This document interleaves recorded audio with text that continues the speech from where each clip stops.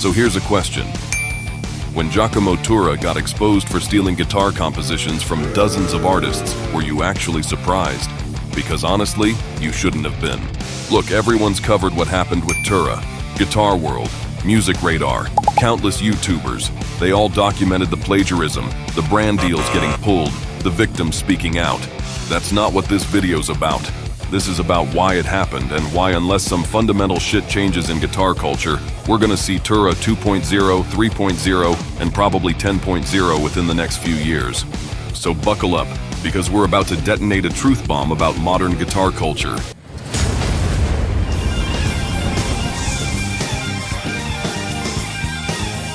First up, the death of guitar culture as we knew it, and I'm talking about a very specific death.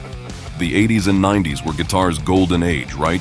You had guys putting in 12-hour practice sessions daily. REH videos were like the fucking Bible.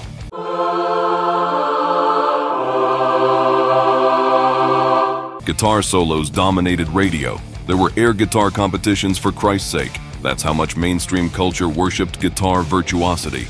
But here's what happened that nobody talks about. The late 90s didn't just change guitar culture, it murdered it with a sledgehammer. According to Butch Vig, the producer behind Nirvana's Nevermind, grunge literally killed the guitar solo. Not metaphorically, literally. Shifting music tastes and advertising constraints led to radios cutting out guitar solos as they were deemed too long, interfering with the 3-minute sweet spots for advertising. Think about that for a second. The very thing that made guitar cool, the showcase of technical mastery, got edited out of mainstream consciousness.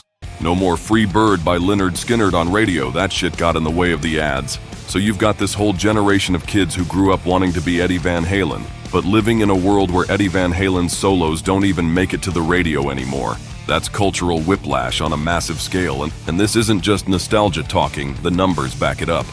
According to research from Shred School, the technical guitar movement went from dominating MTV and radio in the early 90s to being completely absent from mainstream media by 1997. Whoa, that's a lot to take in, so let's take a break. Hit that subscribe button if you don't want to miss any more epic face melter rants. Why not join our Patreon for exclusive access to video content before anyone else? It also includes exclusive behind-the-scenes content so you can put a face to face melters. Back into the drama. Next on the list of reasons why Giacomo Turra happened is this: the complete destruction of attention spans. And this isn't just social media bad boomer talk, this is hard science. Microsoft research shows human attention spans have dropped to 8 seconds. 8 fucking seconds. That's shorter than a goldfish. And for guitarists, this is catastrophic. Think about how guitar legends actually got good. They'd lock themselves in a room for 90-minute practice sessions, drilling scales with metronomes, working through complex passages bar by bar.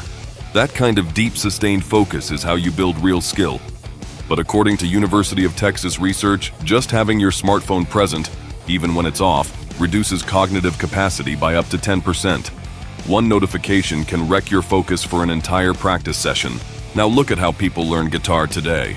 According to data from TikTok's own newsroom, the hashtag Guitar Talk has millions of videos, mostly 15 to 30-second clips showing flashy techniques.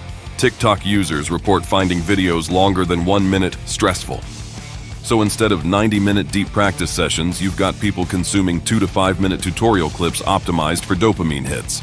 It's the difference between learning to cook and watching cooking porn on Instagram. And here's the kicker: modern guitar influencers have to master what researchers describe as 10 things that used to be 10 full-time professions. You need to be a technical player, content creator, social media manager, video producer, brand partner, marketer, community manager, live streamer, merchandise designer, and businessman all at once. The shred gods of the 80s didn't have to do any of that shit. Just focus on the skill and the rest follows. The pressure to appear virtuosic while juggling this impossible workload creates obvious incentives for shortcuts. When your livelihood depends on daily content that looks impressive, and you don't have time for the years of practice that creates genuine skill, well, theft starts looking pretty appealing. And breathe. If you're still here, congratulations on an above-average attention span. Did I mention that if you don't subscribe, your guitar skills will disappear overnight? According to multiple industry reports, the global guitar market hit over $10 billion and saw 15 to 17% growth during the pandemic. So what you've got is a massive, growing market of people who want to play guitar, but they're completely disconnected from the culture that actually created technical mastery. They've got the desire, but not the roadmap. And that makes them perfect targets for shortcuts.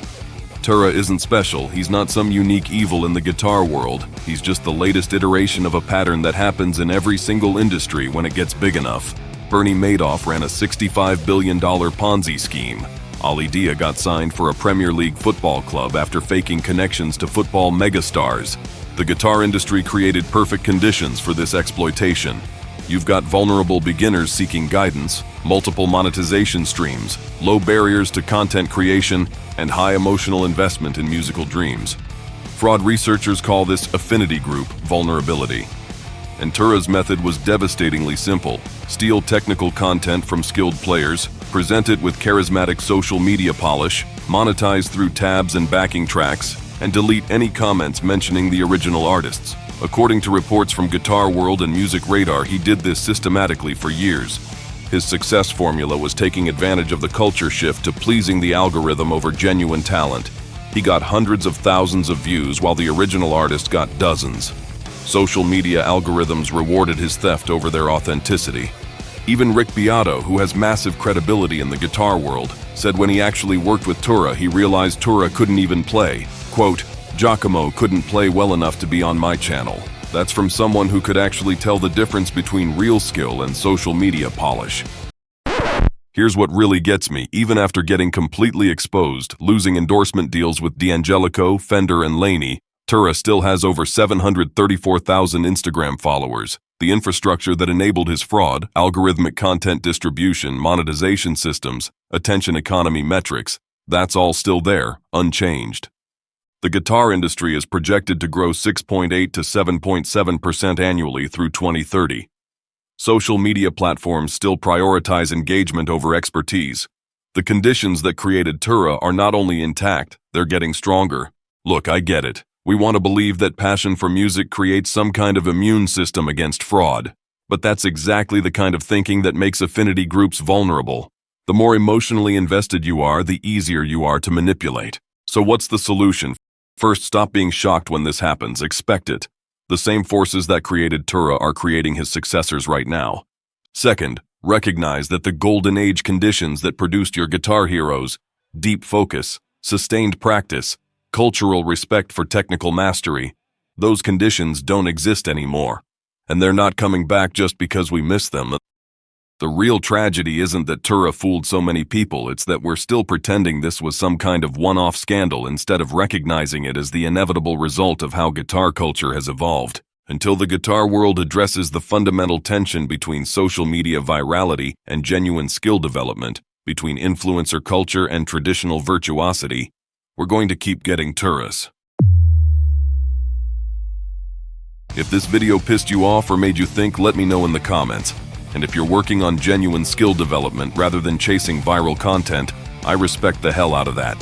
Keep grinding. Hit subscribe if you want more uncomfortable truths about guitar culture, and I'll see you in the next one.